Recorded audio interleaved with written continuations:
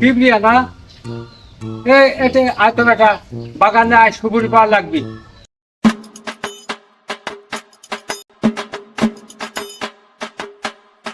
আব্বা কে কে সুপুরি গুলো পারা লাগবে, সুপুরি ১,০০০ টাকা ১০০০ সুপুরি পাওয়া লাগবে। খারাপ গাড়ি চাউল আছে, গাছতলা যা দেখো গাছ সহকারে কাটিলি চলি গে। আব্বা লাও তাহলে সুপারি গুলো পাইরিলি হারে চলে যাই। তাহলে গাছে উঠ।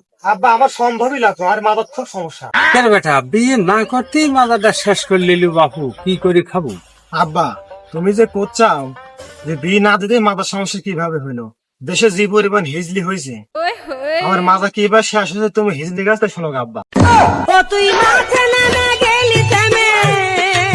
দেশে যে পর্যন্ত মাংস রে বা মাংস খায় ফুরুন যাচ্ছে না, তুই এই ডাল খায় মাজাটা শেষ করলি বেটা।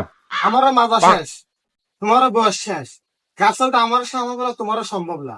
অত তুমি ঝাঁকি দাও, আমি লুঙ্গি ধরে নিতে থাকি। বাইগান একটু ভালো করে ধর, একটু ভালো করে ধরে সুপুরি পালিয়ে চলে গেল। যাই মেলা টাইম হলো, মালটা খাওয়াই হলো, বাচ্চা লোকসান দেয় গে।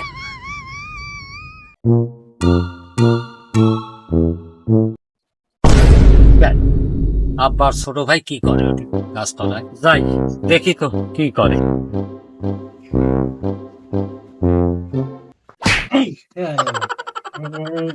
এই গাছের সুপুরি কি আছে?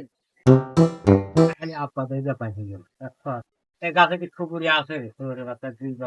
ঢাকার তো গাছটা বহুত আগে বেশি মাল শেষ করে বেলা দিচ্ছি, আরো মানুষের গাছের আমি শেষ করি। গাছের সুপুরি দেখা যায় না আছে কি?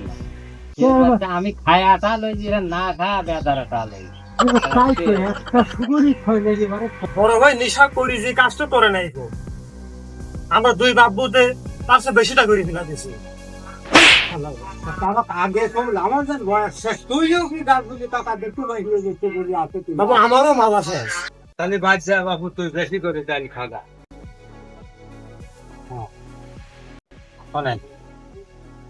নেশা করলেই যে মানুষ বেধারা টাল হয় তালে, আর নেশা করাটা আসলে ক্ষতিকর। আজ আমার এই আব্বার হলো ছোট ভাই নেশা না করে নেশা করেন লাগান কাজ করছে। হ্যাঁ আপনারা কিছু মনে করেন না।